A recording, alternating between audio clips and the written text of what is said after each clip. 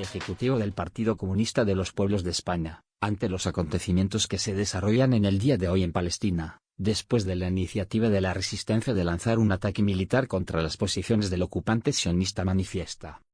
El PFP apoya el legítimo derecho del pueblo palestino a luchar por la liberación de su patria desde el río Jordán hasta el Mediterráneo, recurriendo a todos los medios a su alcance, incluso mediante la iniciativa armada. La resistencia es un derecho de todos los pueblos frente a los ocupantes. Esta acción armada de hoy es responsabilidad directa de una comunidad internacional, que durante décadas interviene en apoyo de la entidad sionista, de sus crímenes, de la ocupación y de sus acciones terroristas. Naciones Unidas, la Unión Europea, la OTAN, y otras estructuras internacionales llevan años actuando como cómplices necesarios de los crímenes del sionismo contra el pueblo palestino.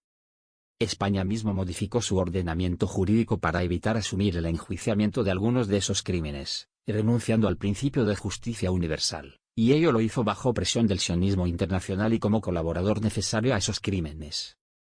El PFP llama a la clase obrera internacional, y a todos los pueblos del mundo a realizar las más amplias movilizaciones en apoyo al derecho del pueblo palestino a vivir en su país, sin ocupaciones ni violaciones de su soberanía. Exigimos el pleno derecho al retorno a su tierra de toda la población de Palestina. El PFP hace un llamamiento a las Naciones Unidas, a la Unión Europea y al actual gobierno de España en funciones, a que asuman una clara posición en defensa de los derechos inalienables del pueblo palestino, y a la condena de las prácticas sionistas que han llevado a este escenario de conflicto armado, como la mejor aportación para la superación del actual escenario de guerra. La paz solo será posible a partir del reconocimiento del derecho del pueblo palestino a construir su Estado en la Palestina histórica. Apoyar las posiciones del sionismo y de la entidad sionista es el camino contrario a la paz. En estos momentos cada cual debe asumir sus propias responsabilidades. No hay posiciones ambiguas, o se está con el pueblo palestino y la paz, o se está con el sionismo, sus crímenes y sus guerras. ¡Viva Palestina libre!